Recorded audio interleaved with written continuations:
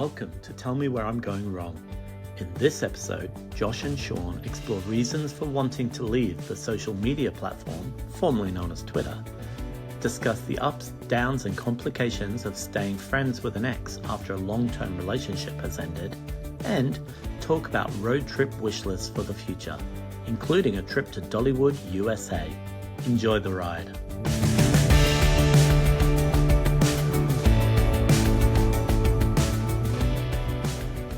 Hi, welcome back to another episode of Tell Me Where I'm Going Wrong. My name is Josh, and together with one of my best friends and also my ex, Sean, we have a podcast where we talk about whatever comes up for us that week, what's going through our minds, what's happening in our lives. It's completely unscripted, unresearched, and factually incorrect a lot of the time, but hopefully you're joining us after having watched it or listened to it before, so you know what to expect. Sean, how are you this week? I'm okay. I'm not enjoying the cold weather that is happening in the UK. There was snow this morning for the first time, which was very shocking to me. Yeah, you sent me that video. That was the first. I didn't see any snow here, although I'm about, I don't know, 5 miles maybe to the west of you. So I don't know if maybe the snow didn't come here, or maybe it was too early for me. But the snow was really big as well. You know how sometimes you get like a little splattering or smattering of snow? These were huge clumps of snowflakes. It was very impressive, but it was very fleeting. Like it snowed for maybe about 40 minutes. And And then it didn't settle, did it? no, because then it turned into icy rain. Oh, lovely. Delightful. What are some, I suppose diving right into this episode, what are some funny names for weather phenomenons? You know, like how people say things like driving rain or icy rain, or Oh, yeah. like what are some funny or amusing like terms for types of weather or types of rain? Amusing? I don't know. I mean, sleet, slush? No, is that? I don't know if I'm just making that one up. But like, when you get snow and it sort of gets rained on and it turns into slush. Is that what we call it? I don't know if I'm making that up. Slush. Yeah, it's flush. Freezing rain. Oh yeah, freezing rain. Drizzle. Drizzle's a good one. It's very. It's not onomatopoeic, but it almost is. You know what I mean? Like drizzle. It's just sort of a gentle splashing. I don't know what Yeah. else. I can think of other like non-rain related weather phenomenons. Like I remember the first time maybe that we went to California together. I don't know what year that would have Yeah. been, and I remember them talking about the marine layer. And that's I think it's a very Southern California thing where you have mountains near the coast and the sort of the I don't know, the fog, the moisture from the ocean kind of washes inland, but it kind of gets trapped at the mountains and it forms a marine layer. And we always found that, Yeah. for some reason, we found that really amusing, I suppose, because it was something we hadn't heard before. Yeah, marine layer. There Mm, are some there are some weird ones, like obviously a lot of the weird ones are in the US, but there's one called a toad strangler. what's that? It's a Is that colloquialism native to the southern United States that describes an extremely heavy downpour of rain that can often lead to flash flooding. okay?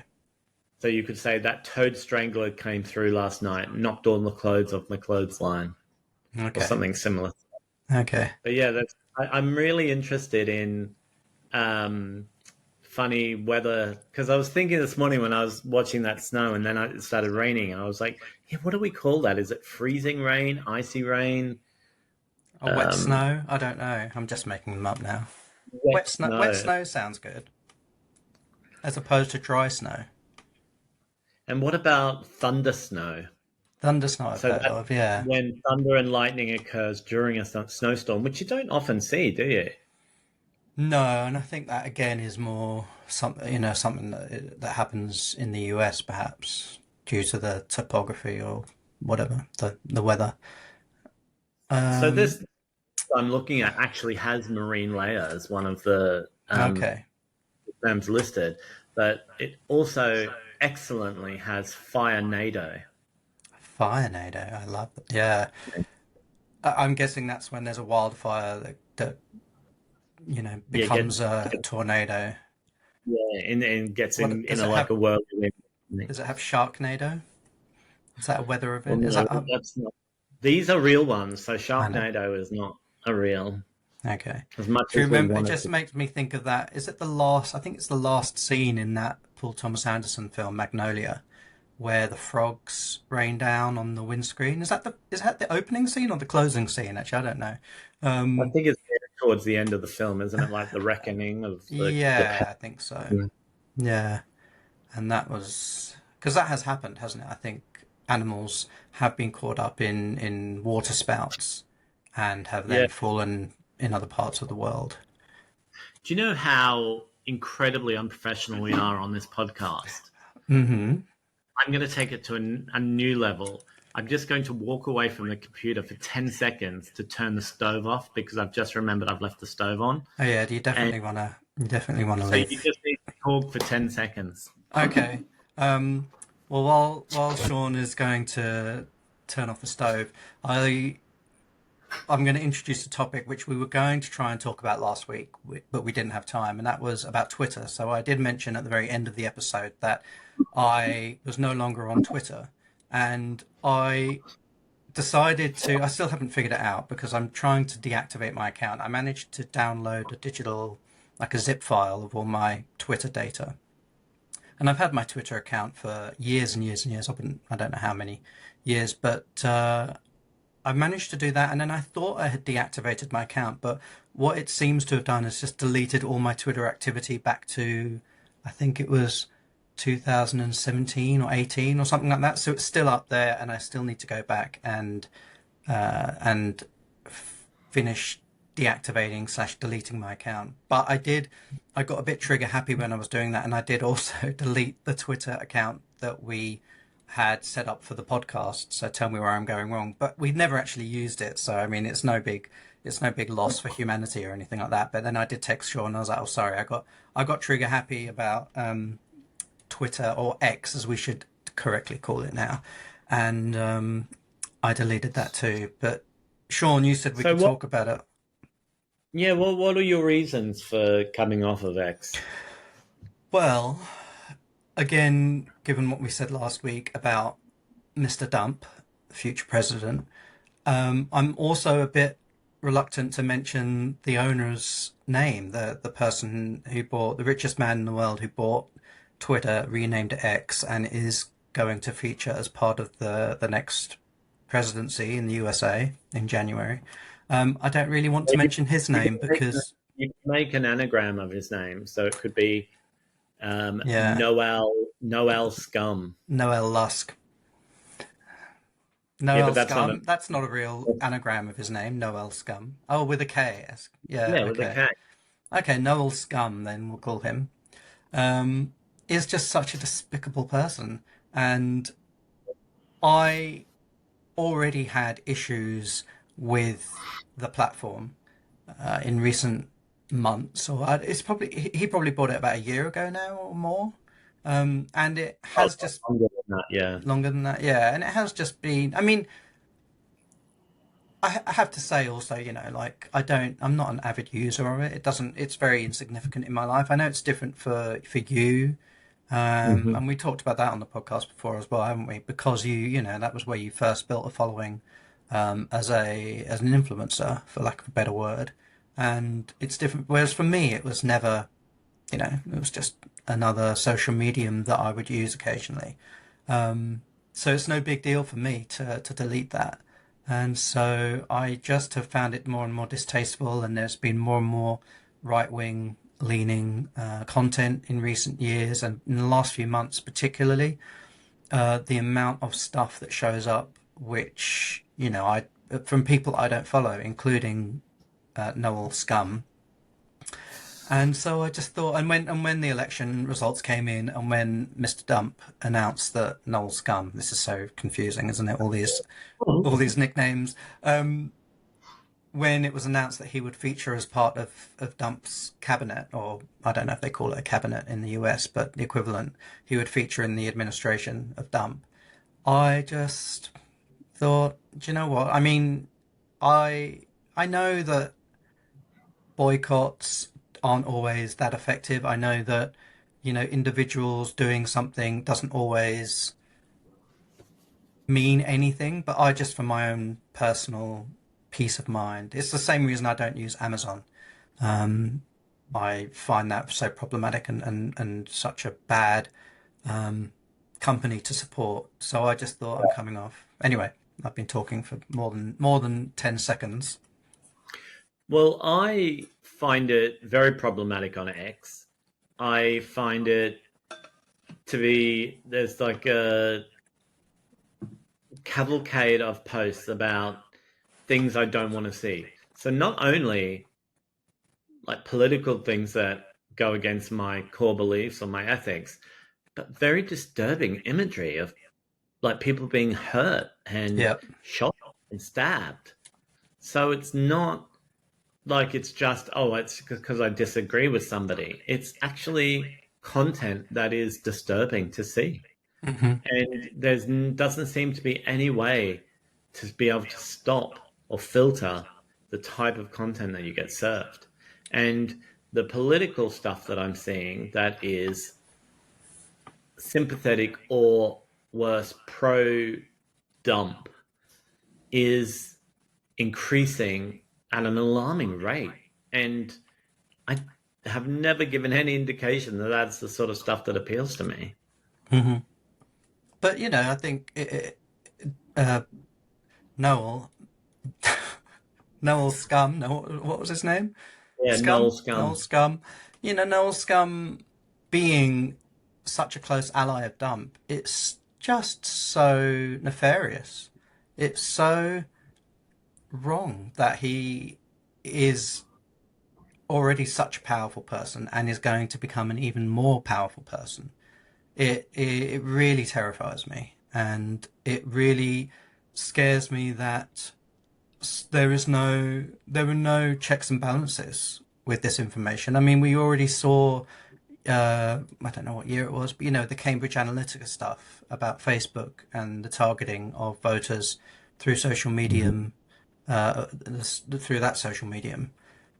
We already saw how that affected policy, politics. It affected the future of the United Kingdom and Mm-hmm. its relationship with Europe. And it really terrifies me that Noel Scum is going to wield even more power over the American people, but also just globally in terms of what information they're served. So I just find it so depressing. But also going back to the thing that we've talked about a lot on this podcast and people talk a lot about in general is that it's one thing if you feel that your political affiliations align with some of these people, but Mm, to not draw the line at being upset about people who have been accused or found liable for sexual assault or rape. mm, So if you thought that the incoming president was somebody who had the country's best interests at heart, there are a million other men or women or other people who are probably as equally minded who haven't raped anybody. So why not yeah. pick one of them? Why do you Yeah. have to pick somebody Well, it's who? all, yeah, it feels like they almost are doing it because of that, to sort of say, hey, yeah, well, I mean, you just look at Dump, and the whole grab 'em by the P word. And Mhm. that it's like that administration is just sort of being as disgusting as they can be, almost to rub it in the face of the liberal elites or the snowflakes or whatever. And yeah, I mean, to have convicted sex offenders in the White House, to have um, people facing charges in holding powerful positions, it's yeah, it's a mess, to put it mildly. Yeah, I'm not. I don't. I can't think of an anagram for his name in a way that you would understand who I'm talking about. But the person that I'll just say his name, Matt Gates. Oh yeah, I mean, what a monster. I know, And I know. that there's just no recourse for any of this. Like, there's no way that anybody who feels like if this isn't the world they want to live in, there's no way to step out of this. And Yeah. that's what we're talking about with X and Twitter. If you don't want to experience this, you don't have an option to opt out unless you completely disconnect from all social media. So we're Mm. being cut off from avenues of communication with our community because we can't control the sort of content that's served to us. Mm. Yeah. I mean, obviously, X slash Twitter is a private company owned by somebody. Yeah, if we don't like it, we stop using it. But these places online, such as Facebook or X, they become so interwoven with our lives that they become like almost monopolize how we communicate with people. Mm. So it should be more equitable and fairer Mm. with what we're made to go through to use it, But you especially. know, I'm not. I feel like I'm not well versed in politics and history enough to really draw direct parallels. But it just makes me think that we in sort of developed democracies, we always balk at the thought of a state-controlled media. We think that's something that only sort of communist or fascist states, and I'm, saying those in sort of inverted commas, but we're sort of taught that in those sort of situations, those types of government, they have state-controlled media which control what information is fed to the population. I don't see a huge amount of difference in X slash Twitter being owned by Noel Scum, who is now going to form a big part of this administration and has formed a big part of the campaign. I think it's a very, very dangerous territory that the United States is heading into. And it just sets off so many alarm bells for me. Um, Yeah. but I don't know. Maybe we should leave that to the more informed um, political podcasts or commentators out there. Just for me personally, I wanted to explain why I'm doing it, and I don't know if But you've thought. if we left topics to more informed people, there would be nothing to speak about because We have I our own think we have our own expertise. okay, listen, So for even the stuff that we like crap on about, like the Minogues, there are people much more informed about Kylie and Danny Minogue than we are. All right. Well, what's the one thing that you think you are one of the most qualified people to talk about? I don't know if I'm qualified, but I do have a definite interest in the obsession people have with not remaining friends with people they used to be in a relationship with. This is something that we have touched a little bit on this because it's kind of like the whole gimmick of this podcast is that we're exes and we're still friends and so we can Well, chat. yeah, it's not a gimmick even. It's a genuine friendship. It's not like we're just like acting. Well, I'm not. No, but It's not like we're just playing up to it for the purposes of the yeah, it's podcast. real, but we use it as a hook for Yeah. to for people to understand like how we know each other or why our conversation might be more interesting than somebody else. But It was. the It was. shock, I was just going to say it was really quite funny at the last open mic at the end of October, and you got on the microphone at the open mic, and we've been running these open mics for over 2 years now, and I know a lot of the performers, a lot of them are regulars, and I wouldn't say I've become friends with a lot of them, but I've become very friendly with some of them, and they've only ever known you and I as friends. And when you got up on the mic and you said, "Oh, because Josh and I are exes," so many people came up to me afterwards and were like, "Oh my God, I had no idea." And they would, yeah, not like they were a bit weirded out or freaked out by the idea that we could be friends. but the idea that that's even shocking is weird. Like, but I don't know. Like, people act like if you change your relationship or you evolve your relationship to be from romantic partners to friends, that you should stop talking to somebody or you should stop having a close relationship with them at the very least. Hmm. And many people, that's how they live their lives. But I suppose a lot of relationships that do end acrimoniously, and so people don't want to speak to the other Yeah, part. yeah. But have you ever watched Gogglebox, the TV show? Not. I've dipped in and out. Very, I'm not going to get on my soapbox about reality TV, but only occasionally I'll catch a snippet of it. That's all.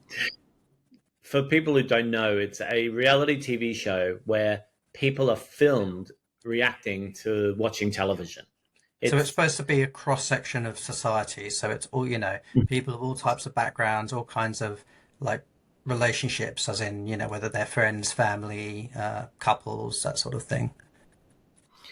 and it kind of predates the whole trend now, the obsession with reaction videos on YouTube.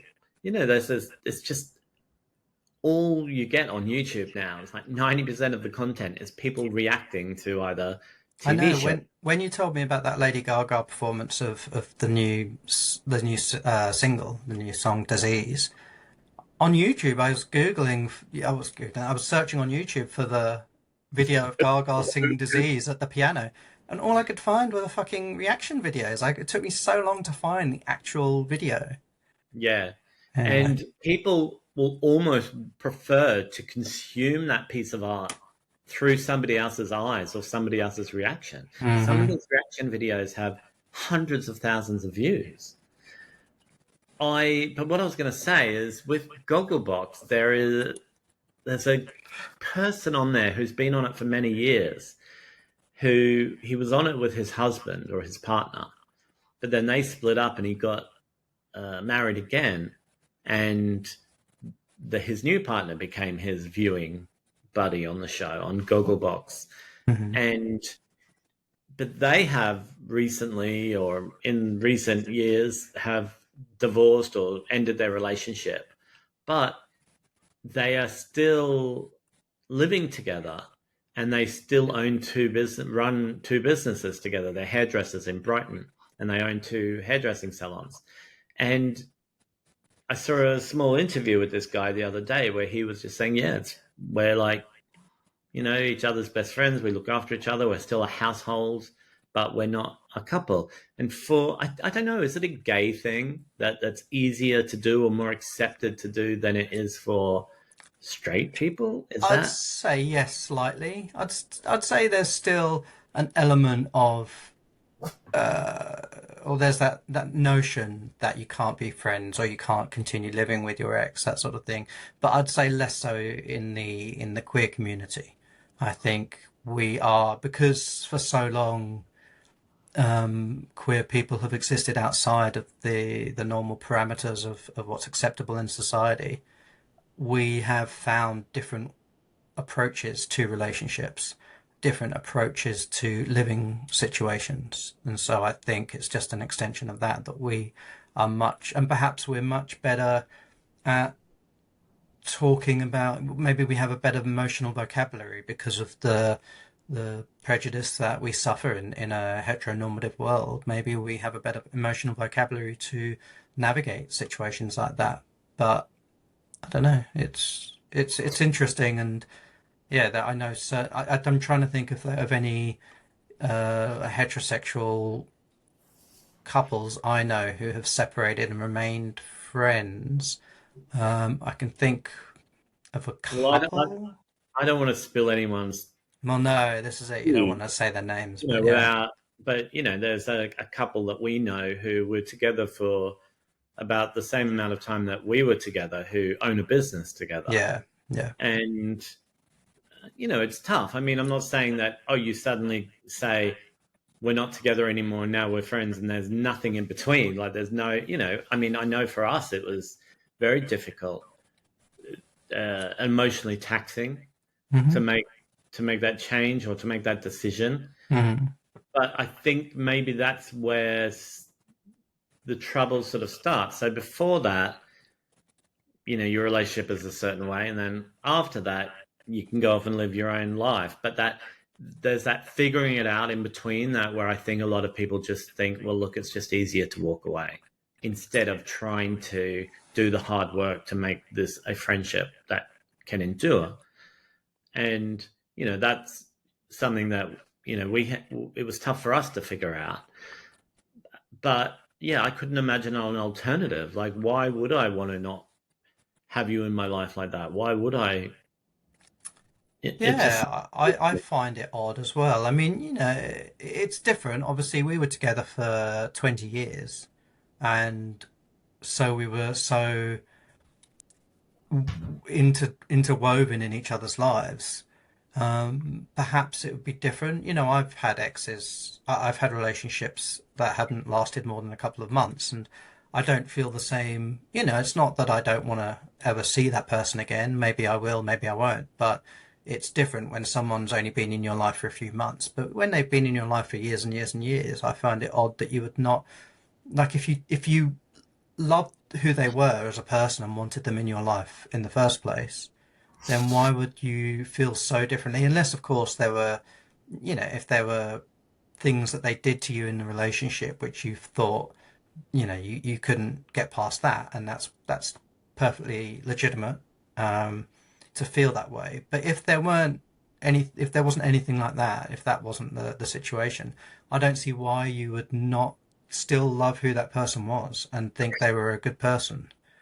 maybe it has a lot to do with how much time you were with somebody.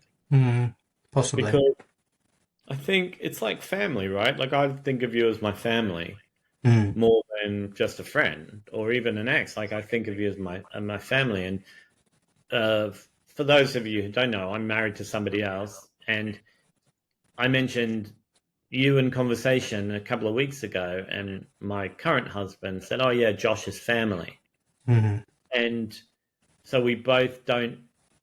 Obviously, we are aware of the fact that you're my ex-partner, and it's a known fact. mm. A known fact that a lady do carry an evening bag after 6 p.m. What's I don't that know line? what. I have no idea what that That reference is. line from Paris is Burning, Oh, when I don't the remember that one. MC is like roasting or like dragging the Queen's Oh, yeah.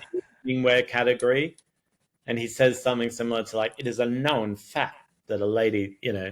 So anyway, off topic there, but Yeah, no, it's I feel the same. Like your family, your sister is still my family, even though you and I are no longer together, and her kid is still my family, and yeah, it's yeah, it's maybe because we were together for so long, and maybe because we found a way to navigate from being in a relationship into being friends, being I good yeah, friends. Yeah. I think if somebody can't see the value in putting that hard work in to make it work, it might be better for them to just walk away anyway. Maybe there are reasons why people don't want to, like you were saying, if there was a toxic relationship or you were treated badly in the relationship.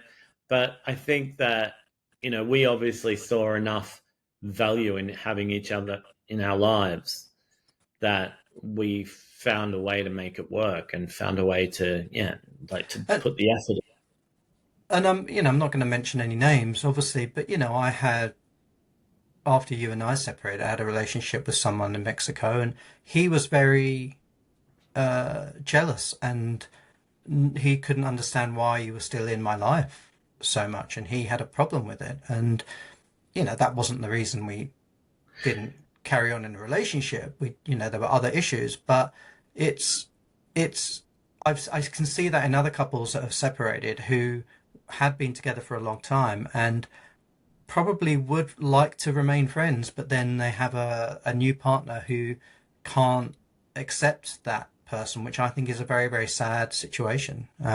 Was this person you're talking about, but they were also a bit strange about other things as well, not just that. Like they were jealous of other things, and Yeah. it's who I'm thinking of. But they So maybe that's not a good measure of if a reasonable person would be jealous of that. No, but I know lots of other, and again, I can't really say names on a podcast, but lots of Say, other. Or maybe we'll just speak in. I need to get like a little window up with an anagram generator, so I can just use anagrams for everyone. But I can't do them on the fly. I'm sorry, I'm not that smart. But yeah, I know other couples where I know that they would like to see more of their ex as a friend, but they feel that they can't. And basically, what I'm saying is, we are obviously, you and I are much more emotionally developed and emotionally superior. That's clearly no. where this conversation is going. No, But we are emotionally more superior and complex. but isn't it also like if you are in a relationship with someone for 20 years or 10 years, so there's a lot of other people in that relationship with you. So there are the friends and family of that person that become your friends and family. And so when you are no longer with that person, if you remove them from your life, it can not just feel like the loss of that person from your life, but maybe 10, 20, 30 other people that you're Hmm. expected not to see anymore. And that's very And that distressing. and and you accept these people into your life as your family. You know, you love them as your family. Or maybe not everyone does, but I certainly have. Um, Yeah, I mean, I saw, I used when we traveled together as a couple, we used to go to the US probably about at least once a year, and I would see your brother very often. hmm, And I since we don't do that anymore because we don't travel as a couple, I haven't seen your brother in years and years and years, and I saw him once a few months ago, hmm. and very briefly, just for a couple of hours.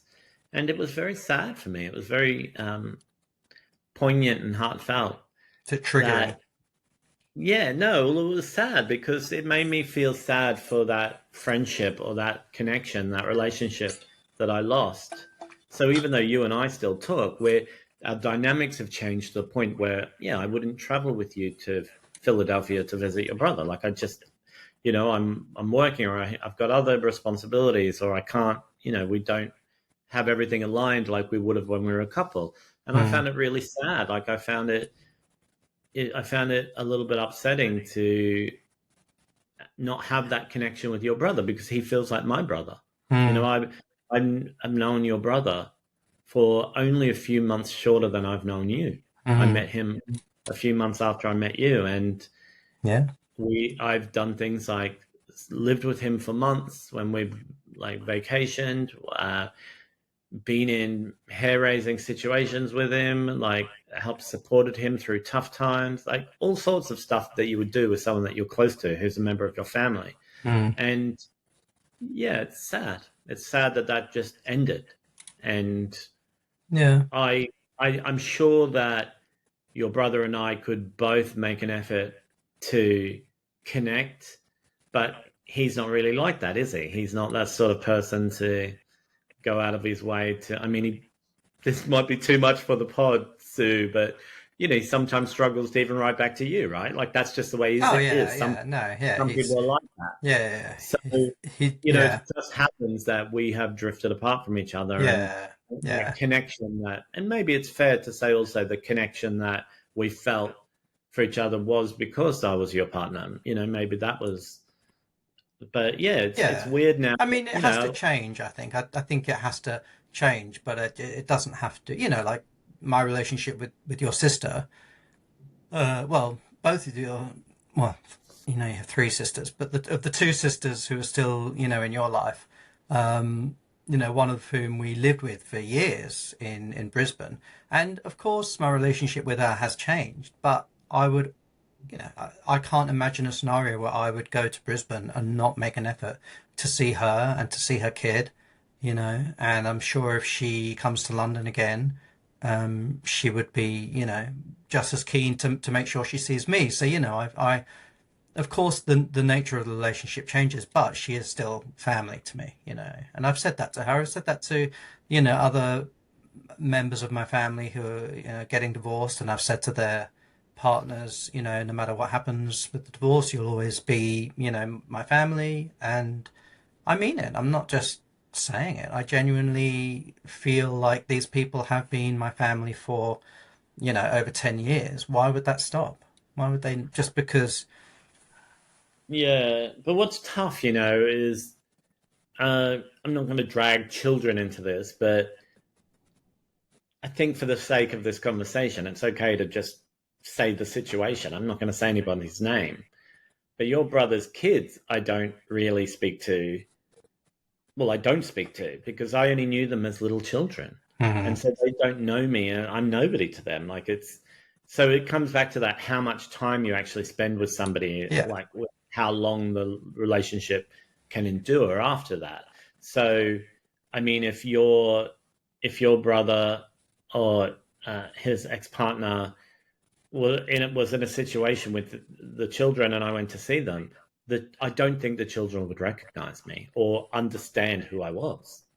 Like I, Possibly. Maybe the older one would, but yeah, the younger one probably not because, yeah, I it, mean, we didn't spend that much time once the kids were around. So, yeah. and I would do on occasion like read them a book or read them a bedtime story, but yeah, I wasn't there every couple of weeks like a family member would be, or even like you were, like twice a year to visit them, Yeah. or they would come and visit in London. So yeah, I suppose having that disconnection from the children makes it also easier for the adults to drift apart.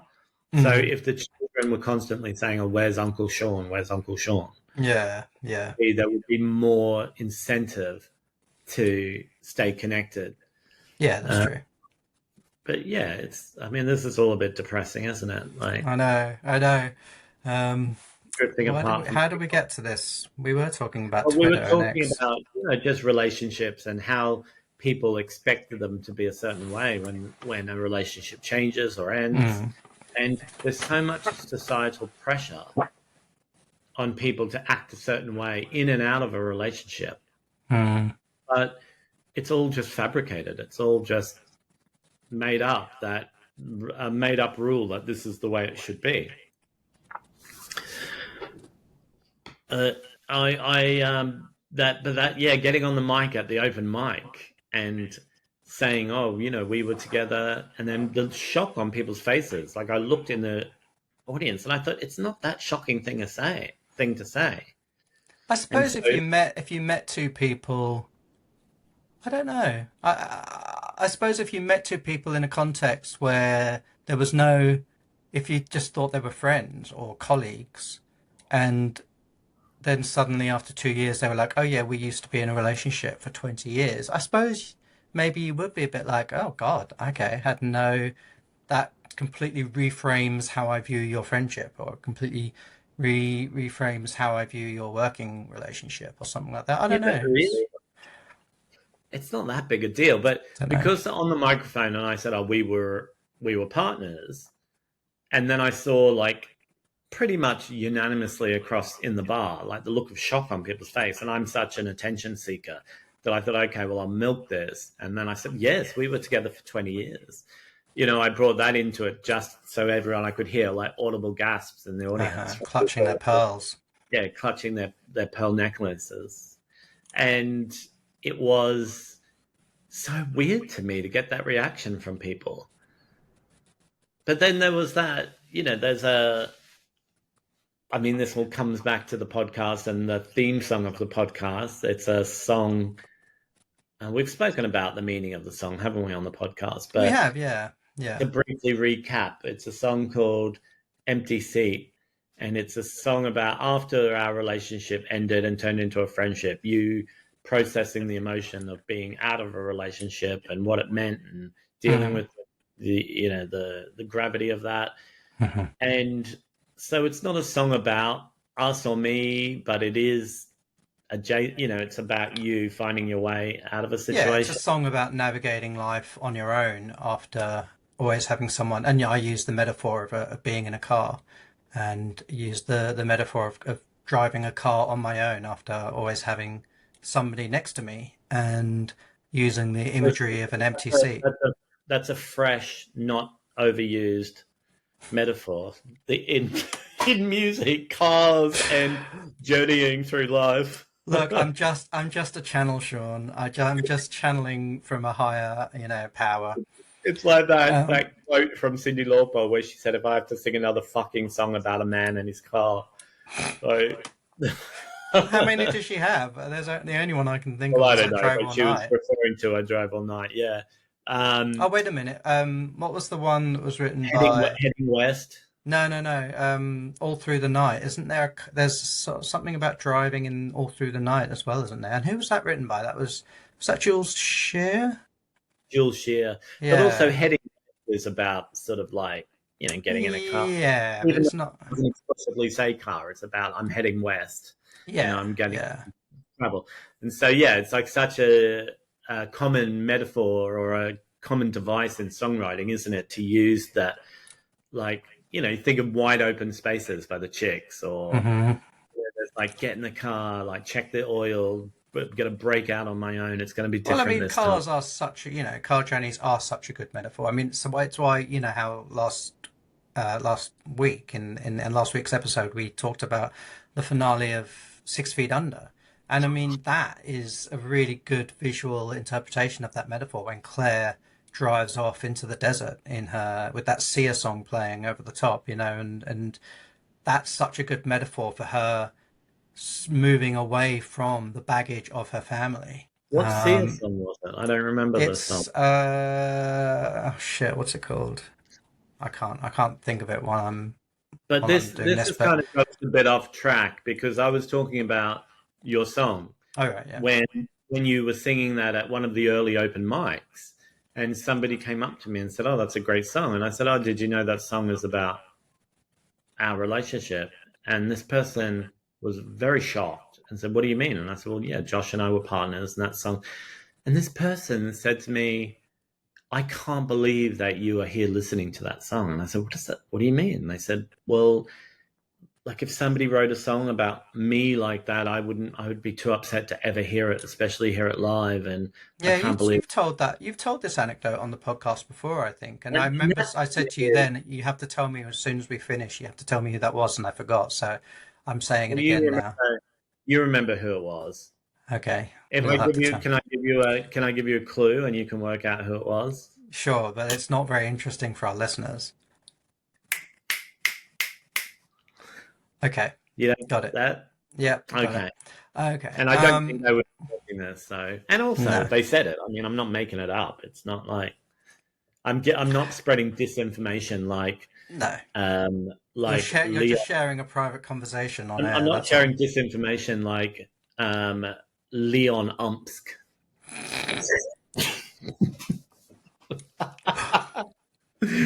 Leon Scum. Noel Scum. I like Leon Scum better. Leon Scum. I like Omsk. It's fun to Mm, say. Umsk. Omsk. Anyway, but Sumpk. the Or what about Leon Combs? Kums. no, that's too sexualizing him. Is not the direction I was heading in.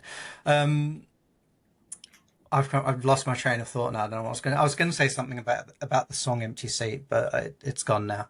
So Um, how is Empty Seat being received on Spotify? Like it's you've got a story, haven't you, about you've got somebody who appreciates that song and wrote to you to tell you, yeah?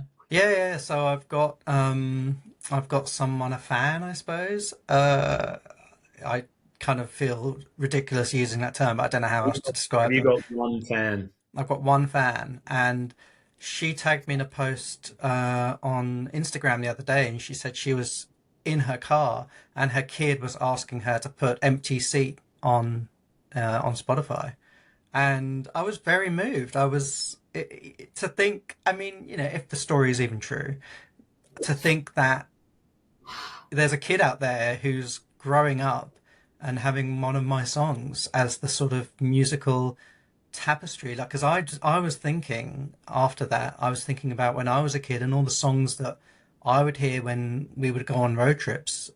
Sorry, this is all about all about cars and car journeys. Well, Um, Cindy.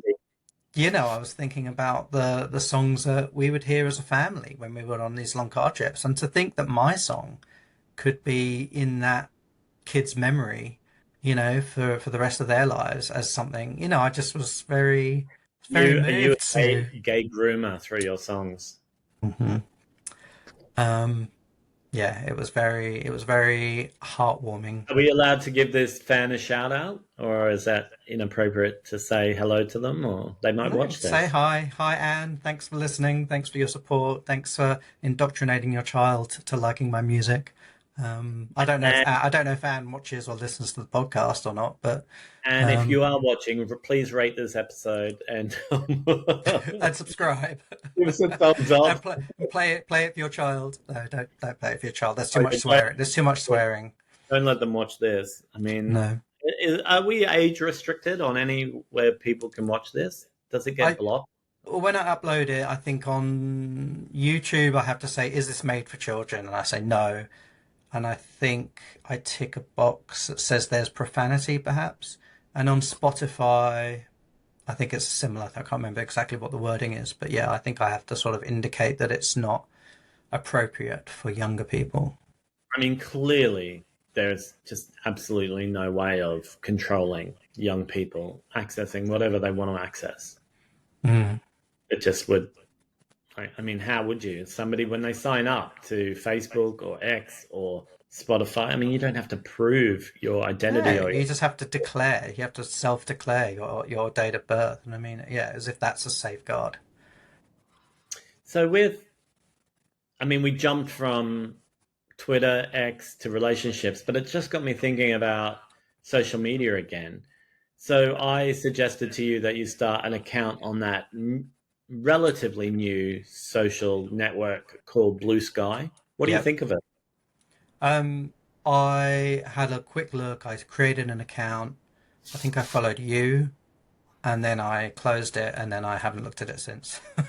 So yeah, but I mean, that's probably because it just looks exactly like Twitter to me, and I had stopped really using Twitter like a year or more ago anyway. So I don't know. I might have another look at it. But are you using it much, or? No, I'm kind of just like duplicating content over there because I'm scared of a not being in on the ground floor when something happens. Mm, I don't want it to be 2 years down the track and then everyone else has got like 5,000 followers and I'm starting from scratch. So I'm mm, kind of like just at the moment ticking over in case it becomes the next big thing. yeah. I can remember when I started Instagram many years ago. We were actually in Portland. I remember where we were when I created an account. We Was were that the Vegan Bloggers Conference? Yeah, and we were outside on the final day. We were out in a beer garden somewhere, and we'd ordered a box of donuts to share with people from one of the local Yes, vegan and donut shops. Laura was there, Yeah, and and Laura and Jonas, I think. people had been saying to me, "Hey, Instagram is the future." Like I'd been at this vegan bloggers conference, and this is how long ago it was. I didn't have Instagram, and people were like, "This is going to be the thing that blows up," and I was Mm. very reluctant. But then my first post, where I got convinced sitting at this with all these different vegan bloggers, and my first post was a photo of the donuts that we were sharing. Because yeah, I remember because I hadn't been. I came with you to Portland, but I didn't go to the conference. I hung out with my friend Mel, who came down from Vancouver. But I remember that last day, I went to Voodoo Donuts in downtown Portland and got that box, and then I drove to the bar, to the beer garden, with this box of vegan donuts. So I remember that really clearly. I saw the owners of Dandies the other day. Dandies is a vegan company based in Chicago who I originally met at that conference. Oh, So I met really? in Portland, yeah, but I think they might have been doing something else. They used to do teas, that vegan cheese. Do you remember Oh, that? yeah, yeah, And so I yeah. remember meeting them there. And then over the years, I mean, how long ago was that? What year was that we went there? I would say 2014, perhaps. what, 10 years ago? Like, it feels more than that. Maybe more than that, actually. Yeah, yeah. Maybe like 12 years ago Oh, or, actually, no. Yeah, I think it. Yeah, yeah. Because when did we first did the beer fest in London in 2013, didn't we? So it was before that. yeah, So maybe 12, 11 or 12. 11. Yeah. And so over the years since then, I've run into these people at trade shows or consumer shows. And so I went to Plant Based World Expo the other day here in London. It's a trade show for vegan businesses or vegan products. And they were there uh, hosting their Dandy's vegan marshmallow stall. And I chatted to them, and it was really nice to see them. They like gave me a hug, hello. And, it's so weird to know somebody like that across uh, over more than a decade, and they live on Mm. the other side of the planet, but every time we see each other it's really nice, and like we don't Mm. hang out or anything. Like it's always like 15, 20 minutes at their stall having a chat and catching up. And uh it's really heartening as well to see a vegan business still Mm. going and still being independently run, and it's amazing, and they're very sweet people. But they gave me the jar of their, I showed you that vegan marshmallow cream. Do you Mm. remember how much of an addiction I had to that other brand in the US, that Yeah. Suzanne's marshmallow cream? And it Mm. was in like this flimsy plastic tub. And when I had to travel with it, I had to wrap it in cling film because So it once would I did it always. burst open, because it would expand Mm. in the plane. But oh, I loved it. But yeah, I ate that. I ate that little jar that they gave me. It's not Was it good? available in the UK. Yeah, really fucking incredible. Lovely, lovely. And if I had more of it, I would have used it to make the recommended recipe. They said to use it as an ingredient in chocolate fudge. So that's like two of my favorite things, like marshmallows, cream, and fudge So how would together. you make chocolate fudge? Oh, well, I mean, you can tell me later. You don't have to tell me on the podcast, I Like, suppose. no, I But didn't. I didn't read the recipe. It just had like a link to say go here for the recipe. okay. I was too busy eating the jar of to save any for the recipe. But I think I'm actually going to order some again. When are you going to the US again? You can bring me some back. Well, currently no plans until 2025. No, 2026, when Anna and I go for our 50th to Dollywood. But nothing planned before that. Am I invited to that Dollywood? Yeah, everyone's invited. Anyone listening. um, yeah. And you So and the kid get in the car and come along. yeah. No. What our plan is probably to fly to New York and then get a car, drive across. Drive down to Philly, see my family there, and then head west to Nashville to Dollywood, and then keep going west. We haven't completely finalized the itinerary yet, but we want to have a look at some cities and national parks and things like that. But the plan is to, once we have an itinerary sort of more or less set in stone, to then sort of send that out to friends and family and just say, look, you're welcome to come and join us for any part of the journey. I think a lot of people want to come to Dollywood, and so we might end up getting like a little log cabin in the Great Smoky Mountains, to sort of house everyone. But yeah, I mean, you're definitely invited. But why, you were going to ask me to Not, bring back a thing of that marshmallow?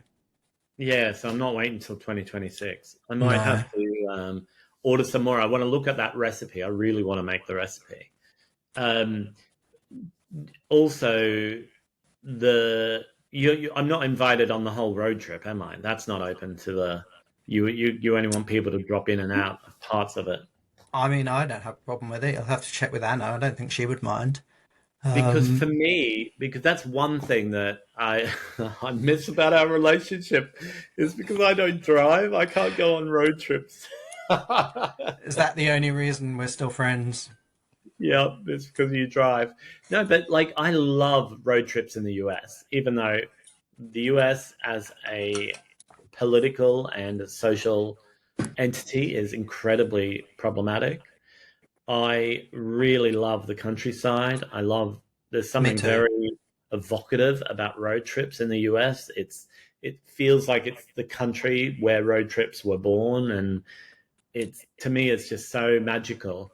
And that part of the country I've not experienced before, where you're Mm. talking about the direction you want to head, and I would just love that. Yeah. Absolutely. What's your next road trip that you've got planned? Oh Uh, shit, that reminds me. We didn't you say there might be a road trip where you, me, and Hill could go to Leeds and oh York? yeah, yeah. When's In that happening? January. In January. Do you know End the of day? January. We can talk about it off the pod, but Sh- I I was mean, gonna, yeah. Should we just? I find that if we mention something and then we say, "Oh, we'll talk about it later," we never remember to talk about it. I know, I know. Well, you know what our memories are like. Mine particularly. But I think off the top of my head, I want to say it's the 20 of what date is the open mic in January? The 26th, I think. So I think it would be the Monday afterwards, the day after the open mic is when I'll be heading up, and then I think I'll be coming back on the Thursday of that week. So Monday to Oh, Thursday, and I'm also seeing Deborah, our mutual friend Deborah, in York as well. So okay, so the day after Invasion Day. although, yeah, exactly. But although saying that, I have just agreed to transport a load of plants back down from York. So if you and Hill came, you might find that you're completely surrounded by plants on the journey. We just couldn't afford to take the train. Like it is so expensive to take the train in the UK now. If you book far enough in advance, you can get like the red hot deals or whatever they're called. But It's very rare to get that now. you have to set an alert up, more than 3 months ahead of time, so that as soon as they go on sale, you get an email alert, and then you get the tickets. You get the cheap seats. Yeah, but even then, it's tough. I mean, I used to travel a lot to Sheffield or Manchester, and always was able to find relatively well-priced tickets, and now it's a rarity. Hmm. So, But yeah, but apart from that trip in January, I think I was just chatting with my friend Sally in Sydney, and she may come over in June of next year, and we might go down to Cornwall. So again, I'd have to check with Sally, but if you and Hill wanted to join, you'll be welcome. I would love to go to Cornwall. I haven't been for a long time. It's so beautiful down there. Hmm. I really, it's not really a road trip, but I also am very, very keen on making plans to go visit that little Italian harbour town that, I've always wanted to go to. Well, that's the antithesis of a road trip, isn't it? Because aren't there no cars Yeah, in you that can't part of? drive into the town. So I'm thinking like I'd have to fly and then take a train, and then you take from the nearest city, you take a boat around. Mm. Oh, you can walk. I think it's about a 3 or 4 hour walk along the Oh yeah, coast, no, which fuck I'd that. be really up for that. Well, Yeah, but you I can think you can get a boat. You can take my suitcase on a boat, and I'll do a walk. well, I really want to make that a like not a massive group thing, but anyone who wants to come because there's a really beautiful old rustic. Like there's no accommodation there apart from this one Airbnb that's this old rustic sort of farmhouse looking thing, cottage right next to the cove, like 1 meter from the water, and Hmm. it's got like bunk beds and it's very rustic, but it's got a kitchen. And I thought like if I could get a couple of people to go for like 3 nights, How many people and does it sleep? I think about six. Okay. Well, So if you're listening to this podcast or watching, and you want to come along to this, okay, so there's you, me, Hill, Anna, Anne's kid. There's six. got it. Okay. Applications are closed now. Um, yeah, well, I'd be up for that. So let's talk about that off air, perhaps. And I think I'm also really obsessed with doing a road trip across Australia, even though it is a little bit terrifying to me. What, At one east to point, west, yeah, or north to west to south, east. What? south to north? Well, I saw Where? you. There's a popular route that go like 56 days or something, go all the way around, sort of as much of the perimeter as you can. Obviously, there are no roads in some parts of it, but Yeah, I would love to drive across the Nullarbor Plains and Because you've never been to like the Red Centre, have you? To Alice and Uluru? not that close to the center. I mean, I've been into sort of inland, outback Queensland, Hmm. a couple of hours in. But yeah, Yeah. not. I mean, Australia is so huge. Like you can drive for 6 hours and you're still only a little bit in the. But you've been to Perth, haven't you? Yeah, but I flew to Perth. Yeah. I've So never I've been. been to Perth, so I've never been to WA. Yeah, so I've been on the west coast and it was pretty. It was nice beaches, but I didn't get out into the countryside and see anything Mm. outside of it. I very, very tragically went there to see Take That in concert back in the 90s when I went to every Australian Take That concert on their Australian tour back in the 90s. Wow. I saw them in Brisbane, Sydney, Melbourne, Adelaide, and Perth. How tragic is that? They didn't play Canberra. No, they didn't play Wollongong. They didn't play Darwin or Hobart. They were the only two capitals that they didn't do, or Canberra. But um, I really want to go to Tasmania. I've never been to Tasmania. I've been to. I went to Hobart. It was nice. It was really cold when I was there. I talking of take that. There's a. Oh no, I won't talk about this. Don't worry. I'll tell you. I'll Is this tell you off. is this something to do with Gary Barlow's son? No, but that But is what ridiculous. can you explain that to me? Because I'm not I'm not So interested or invested enough to research it myself, but I've seen a lot of things going around about Gary Barlow's son and I didn't really understand. yeah, so he posted a photo of his family and his son must be in his 20s now, like 22 or something. I mean, how I can't even believe how much time has passed that this person has an adult son. He apparently is very, very tall. Like he looks to be like 2 feet taller than Gary Barlow Oh wow, okay. or Barry Garlow, as we should say in our anagram episode. And he, so now there's like a joke trend on X or Instagram or wherever people are posting memes. Blue sky. Yeah, blue sky threads where people are sharing pictures of oversized things and then making jokes about Gary Barlow's son. So say Okay. somebody carrying like a massive loaf of bread, like a novelty sized loaf of bread, like or like a stick of bread that's really big for some reason, and they'll say,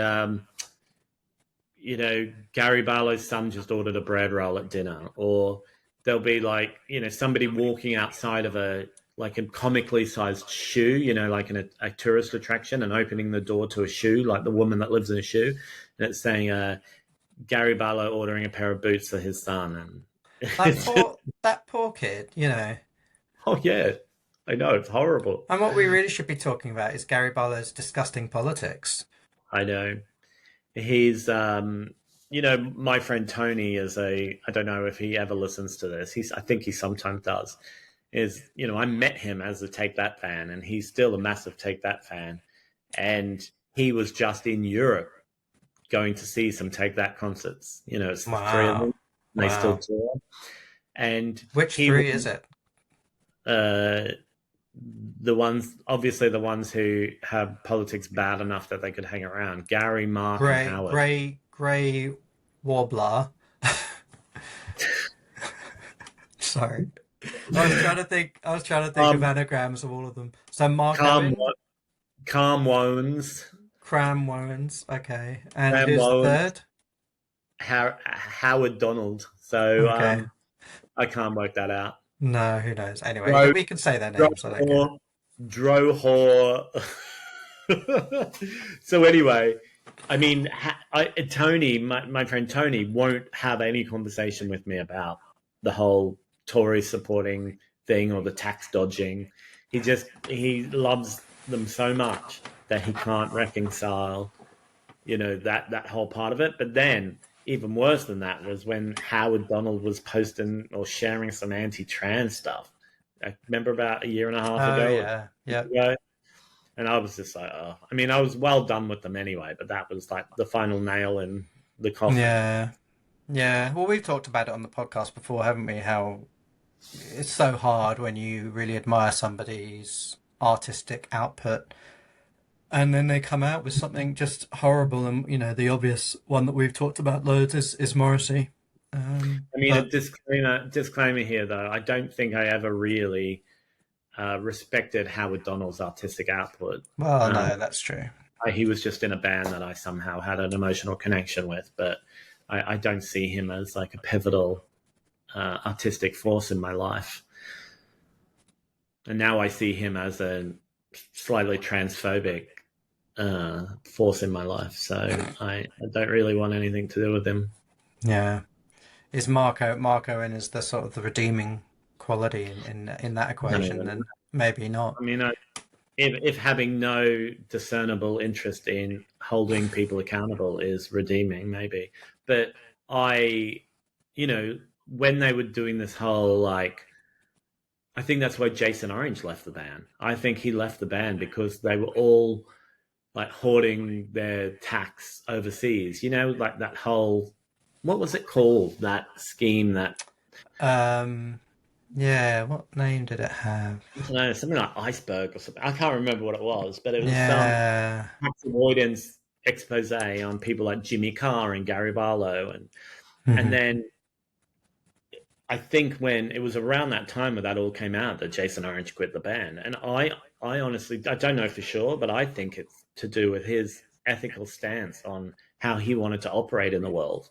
He didn't want to be associated with that, and because he used to make them their band's accounts. I remember Gary saying this in an interview once that Jason was really ethical, and his bottom line was that they had to have all of their band accounts with the cooperative bank All because right. it was, it's like the most ethical bank you could be with. Mhm. And so, it meant a lot to him. So finding out that your bandmates are like tax dodgers, you'd be like, yeah, I'm out of here. Yeah, yeah, And totally. especially if you weren't that invested in I don't think Jason was really that invested in the artistic vision of Take That. That was more Gary's thing.